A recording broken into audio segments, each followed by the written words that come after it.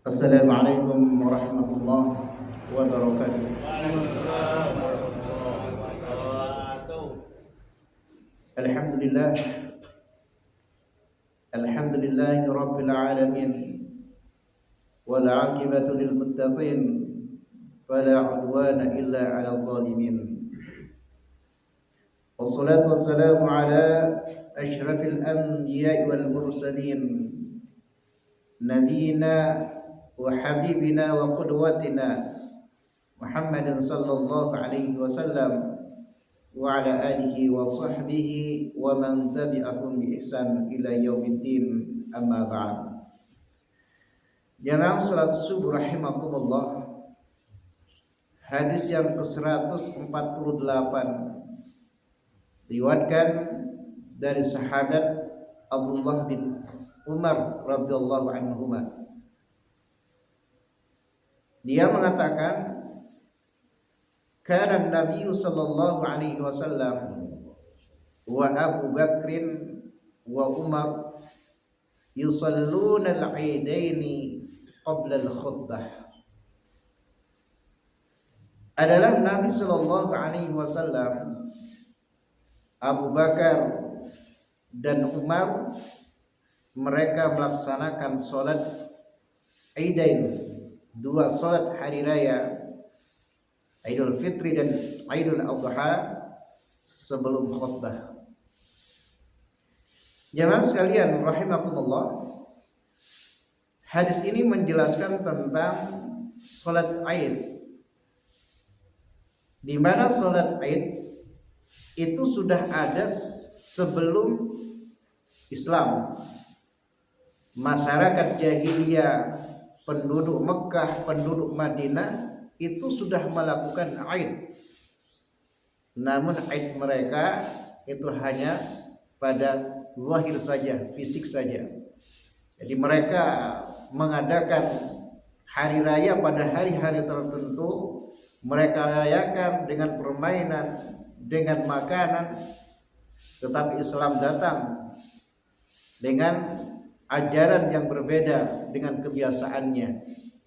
Islam datang dengan amalan-amalan zahir, dengan perkara-perkara yang hukumnya mubah, kemudian disertai dengan ibadah sebagai rasa syukur kepada Allah Subhanahu wa taala setelah selesai melaksanakan puasa. Bersyukur kepada Allah Subhanahu wa taala setelah selesai melaksanakan ibadah, yakni puasa Ramadan, yang setelah itu diiringi dengan Idul Fitri. Demikian pula pada Idul Adha, sebagai bentuk rasa syukur kepada Allah Subhanahu wa taala, lalu diadakan sembelihan atau kurban sebagai rasa syukur atas nikmat yang Allah berikan kepada kita, kepada seorang muslim yang diberi kemampuan oleh Allah Subhanahu wa taala berkurban. Jadi di samping di situ dibolehkan melakukan sesuatu hal yang mubah, tetapi itu juga di dalamnya ada ibadah, ada salat, ada kurban. Itulah Islam. Jamaah sekalian rahimakumullah, berkenaan dengan Aid ini, salat Aid ini, ulama juru mengatakan, bahkan sepakatnya, bahwa salat Aid ini 2 rakaat. Cuman yang berbeda itu adalah takbirnya dan khutbah. Sebagian mengatakan salat Aid 2 rakaat. Di rakaat pertama takbirnya 7 kali, termasuk takbiratul ihram. Tetapi sebagian mengatakan takbirnya 7 kali selain takbiratul ihram, berarti 8 kali takbir. Di rakaat yang kedua sebagian mengatakan 5 kali takbir, termasuk takbir intiqal, takbir tidak berdiri. Sebagian lagi mengatakan takbirnya 5 kali selain takbir intiqal. Yang berpendapat seperti ini adalah madhab Syafi'i. Jamaah sekalian rahimakumullah, demikian pula khutbah. Ulama berselisih pendapat berapa kali khutbah di hari raya. Sebagian mengatakan 2 kali.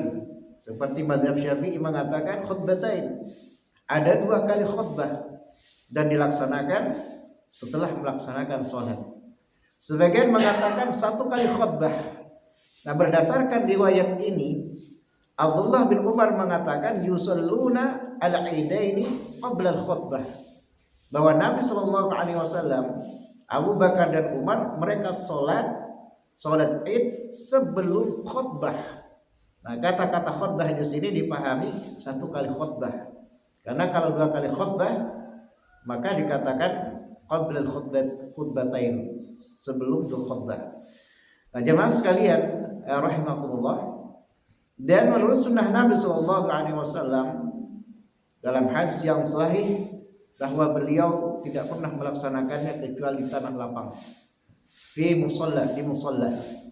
Ya, ada hadis tetapi riwayatnya tidak terlalu kuat yang menyatakan bahwa Nabi pernah sholat Id di masjid itu karena hujan. Tetapi jemaah sekalian rahimakumullah, ya, beliau itu sunnah beliau itu sholat Id di tanah lapang yang disebut dengan musola. Dulu yang namanya musola itu ada 2. 1 tempat sholat jenazah, yang kedua tempat sholat Id. Karena Id ini adalah syiar umat Islam, di mana umat Islam berkumpul di situ. Termasuk adalah melaksanakan sholatnya. Maka dalam riwayat berikutnya dikatakan bahwa orang tua harus mengajak semua keluarganya. Bahkan wanita yang haid diajak untuk berangkat ke tanah lapang untuk mendengarkan khutbah, untuk mensyiarkan Id ini, disebarkan. Dan ini termasuk syiar-syiar Islam, dan siapa yang menyebarkan syiar Islam itu adalah bagian dari ketakwaan hati. Jemaah sekalian rahimakumullah, jadi kesimpulannya bahwa khutbah itu dilaksanakan setelah sholat Id. Dikatakan oleh Al-Imam Tirmidzi wa yuqal, yang mengatakan yuqal inna awwala man khataba qabla as-shalah Marwan bin Hakam. Orang yang pertama melakukan khutbah sebelum sholat, yakni sebelum sholat Id, adalah Marwan bin Hakam. Dan itu terjadi pada masa sahabat masih hidup.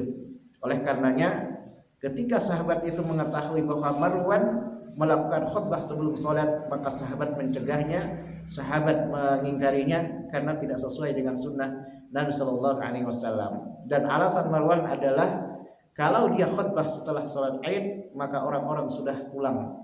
Makanya dia khutbah sebelum sholat, karena khutbah ini bukan rukun sholat. Jadi beda dengan khutbah Jumat. Alhamdulillahirabbil alamin. Assalamualaikum warahmatullahi wabarakatuh. Waalaikumsalam.